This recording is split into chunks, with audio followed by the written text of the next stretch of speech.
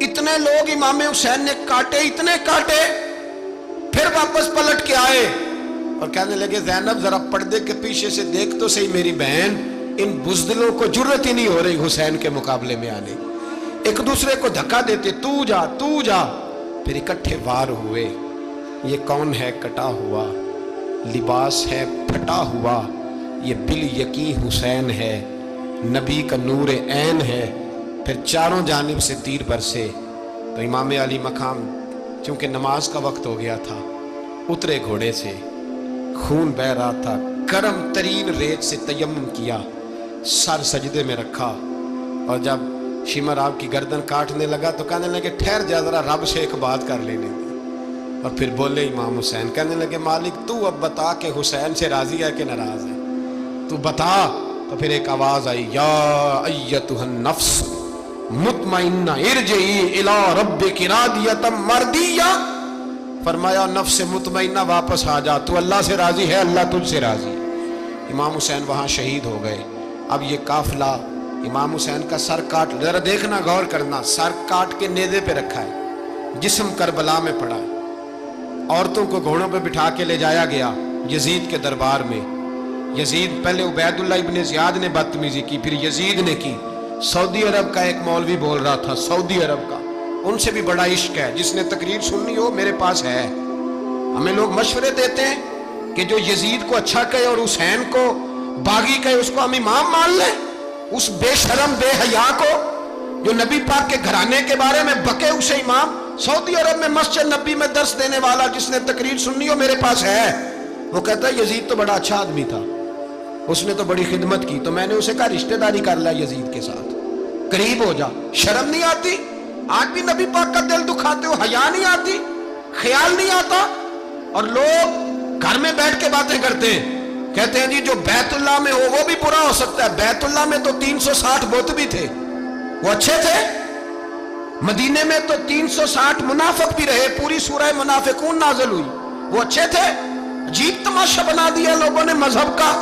وہ آج بک رہا ہے، آج میرے پاس ویڈیو آئی ہے، کہتا ہے یزید نے تو بڑی خدمت، تو عبید اللہ ابن زیاد نے قتل کیا۔ بے شرمو، اگر عبید اللہ ابن زیاد نے بھی قتل کیا تھا تو حکومت کس کی تھی؟ بولیں، بول کے بتائیں۔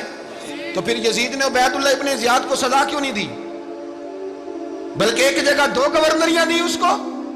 یہ حال کیا۔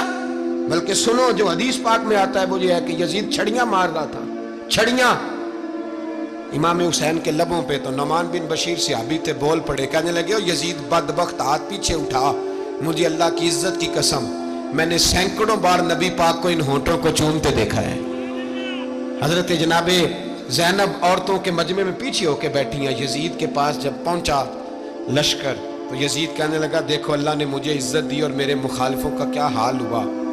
تو بی بی زینب بول پڑی، اتنے صدمے سہے پر آواز توانا ہے، جاندار ہے۔ حضرت سیدہ زینب نے جب سنا نا کہ یہ کہہ رہا ہے کہ مجھے اللہ نے عزت دی، تو جناب زینب بولی، نعمان بن بشیر کہتے ہیں بی بی بولی، اتنے صدمے ہیں پر جناب زینب بولی اللہ اکبر، اس انداز میں بولی کہ پہلے قرآن مجید کی آیت پڑھی، کہنے لگی وَتُعِزُّ مَن تَشَاءُ وَتُذِلُّ مَن تَشَاءُ بِيَدِكَ الْخَيْرُ إِنَّكَ عَلَىٰ كُلِّ شَيْءٍ قَدِيرٌ۔ اور پھر کہنے لگی یزید تو بکتا ہے، کہتا ہے کہ تو عزت والا ہو گیا، یہ تیری حکومت ہے، 4 دن گزرنے دے، تجھ پہ کوئی لعنت بھی نہیں برسائے گا، اور میرے بھائی کا قیامت تک ممبروں میں اور خطبوں میں ذکر ہوا کرے گا، وقت گزرنے دے۔ جب جناب بی بی زینب بول رہی تھی تو حضور کے ایک نابینا صحابی پاس بیٹھے تھے، جناب نعمان بن بشیر کا ہاتھ ہلایا، ہلا کے کہنے لگے کیا علی آ گئے؟ تو علی کی آواز لگتی ہے، جبریل امی بول رہے ہوں جیسے، حکمت کے گوہر رول رہے ہوں جیسے، دربار دمشق میں بی بی زینب کا خطاب، منبر پہ علی بول رہے ہوں جیسے۔ میرے بھائی بس کربلا والا قافلہ تو مدینے پہنچ گیا، 3 سال یزید نے حکومت کی، شرابیں عام ہو گئی، مکے پہ حملہ ہوا، خانہ کعبہ کا غلاف جلا، مدینے پہ اس نے حملہ کیا، 3 دن مسجد نبوی میں اس نے گھوڑے باندھے، مسجد نبوی میں صحابہ کو نکال کے اپنا اس نے امام مقرر کیا، لیکن پھر امت نے اسے قبول نہ کیا، پھر وہ رسوا ہوا اور آج تک وہ رسوا ہے۔ لیکن امام حسین کا نام کل بھی زندہ تھا اور آج بھی